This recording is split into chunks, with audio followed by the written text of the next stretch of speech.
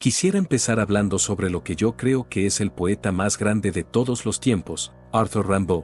Este joven de ojos azul iris revolucionó la poesía en general, ya que fue el primer poeta que innovó un nuevo género en la poesía llamado verso libre. De ahí se derivaron los beatniks, inspirando incluso a grandes rockstars como el gran y mismísimo Jim Morrison y Patti Smith. Empecemos hablando sobre los excesos. Arthur Rimbaud, el célebre poeta francés, desarrolló la idea del trastornar todos los sentidos en sus cartas del vidente escritas en mayo de 1871. En estas cartas, Rimbaud expone su visión de que el poeta debe convertirse en un vidente a través de un proceso de desarreglo sensorial, es decir, alterando y expandiendo sus percepciones para alcanzar lo desconocido. Rimbaud creía que este cambio era necesario para romper con las convenciones poéticas y explorar nuevas formas de expresión.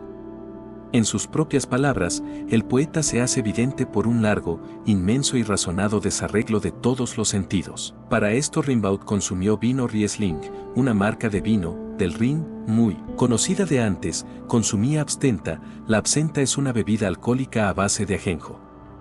A finales del siglo XIX se le veía en todos los bares y cabarets de París. Era probablemente el licor más famoso en Europa y el sello distintivo del mundo artístico, que lo consumía en grandes cantidades buscando inspiración y ebriedad. También consumía hachís y sobre todo tabaco. Vagaba con una pipa a todos lados, que incluso cuando recién conoció a Verlaine, empezó a fumar en medio de todos mientras estaban comiendo, dando grandes bocanadas a su pipa. Cierto día, el amigo y biógrafo de Verlaine, Edmond Lepelletier, invitó a los dos amigos a cenar. Rimbaud estuvo insoportable.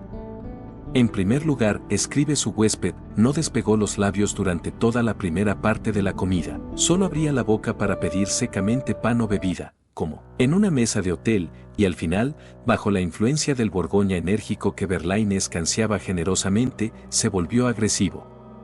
Lanzó provocativas paradojas y emitió apotegmas destinados a incitar las contradicciones.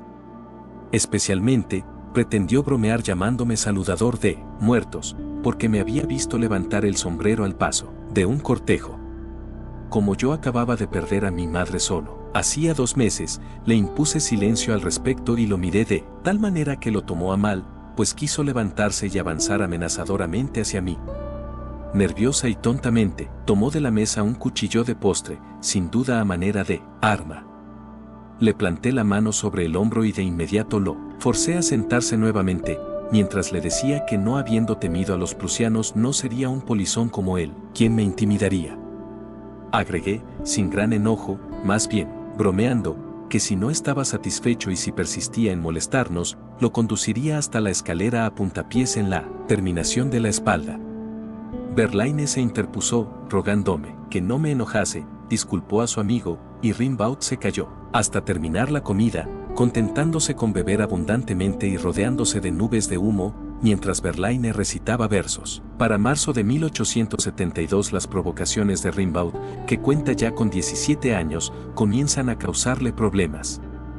El joven poeta llevaba una salvaje vida disoluta de vagabundo, embriagado de ajenjo y hachís. Escandaliza así a la élite literaria parisina, dado que Rimbaud quería revolucionar la poesía y le disgusta lo malo que son los poemas de la época.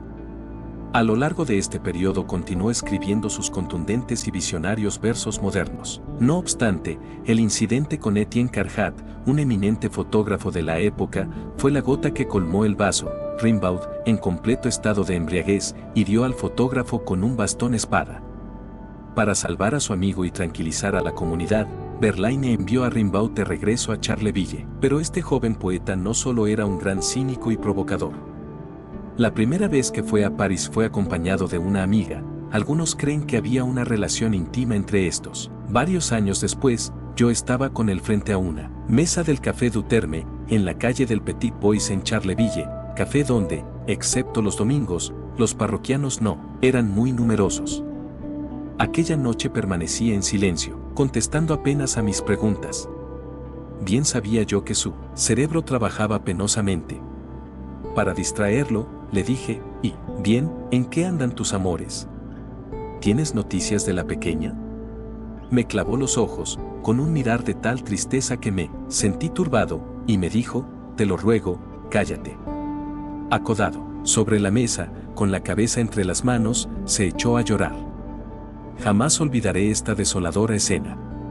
Alrededor de las 9, se levantó diciendo, vámonos. Lo acompañé hasta la puerta de la selva de la Abetiere, a 2 kilómetros de la ciudad. Me estrechó la mano sin decir palabra, pero ahogado en llanto se fue por un sendero en medio del bosque. Me quedé 5 días sin verlo. Poco después de su muerte, durante una conversación que mantuviera con Isabelle, le conté estos incidentes, de los que ella nunca había tenido ningún conocimiento. Lo que usted está diciendo, dijo, me explica ciertas palabras incoherentes varias veces pronunciadas durante su delirio. ¿Quién era ella? ¿Qué fue de ella? El silencio de su amante ha protegido su misterio. Rimbaud, dice Louis Perquin, no quería que se hiciera alusión a este breve y doloroso amor. Arthur Rimbaud dejó de escribir poesía a los 20 años, después de completar su obra Iluminaciones. No fue para irse a Francia, ya que él ya vivía allí, sino que decidió abandonar la literatura por completo y se dedicó a viajar y trabajar en diferentes ocupaciones. Después de su tumultuosa relación con Paul Verlaine, Rimbaud se trasladó a Inglaterra y luego viajó por varios países de Europa, Asia y África. Trabajó como comerciante y traficante de armas, entre otras cosas, y finalmente se estableció en Adén, Yemen, y luego en Harar, Etiopía, donde fue un comerciante de café. Se dice que se encontró a sí mismo y vivió una vida poética ya no escribiéndola, sino actuando. Él mismo vivió su poesía con interminables aventuras. Cuando regresó a París en 1879 por una fiebre que tenía, por la noche, después de cenar, Honest de la se animó a preguntar si siempre pensaba en la literatura. Ya no, me ocupo de eso, contestó con fastidiada voz y tono despreciativo. Rimbaud casi nunca reía, dice el francés Aboure, pero sabía divertir a sus huéspedes con sus burlas, sus ironías y sus frías exageraciones. Borelli halló en su casa, en septiembre de 1888, una cordial hospitalidad. Conocí a Rimbaud, escribe, en primer lugar, en Adén, y de inmediato me sentí atraído por él. Su manera de ser, que algunos hallaban grotesca y otros de buscada originalidad, era simplemente el resultado de un carácter independiente y bastante misántropo. Me parecía que Rimbaud debía haber sufrido mucho en su vida anterior, y que probablemente su carácter debía haber cambiado a consecuencia de alguna de esas desgracias que dejan marcas indelebles. Lo digo, pero nada se enfirme, pues, a pesar de las largas horas que pasáramos juntos, nunca le pregunté nada que tuviera relación con su vida pasada, y jamás él me dijo nada. ¿Por qué hallábamos placer en estar juntos? Teníamos en algunos puntos capitales miras completamente opuestas. Él viajaba para su comercio, yo viajaba para la ciencia y por curiosidad. Cuánto mejor servida hubiera estado la ciencia si se hubiesen invertido los roles. Aún veo a Rimbaud ocupándose de sus negocios muy concienzudamente, con toda simplicidad. Los indígenas, a los que Rimbaud prefería sobre los europeos, venían con todo gusto a su casa, porque, como él conocía la lengua de ellos, podían conversar, estaban seguros de encontrarlo siempre con igual ánimo.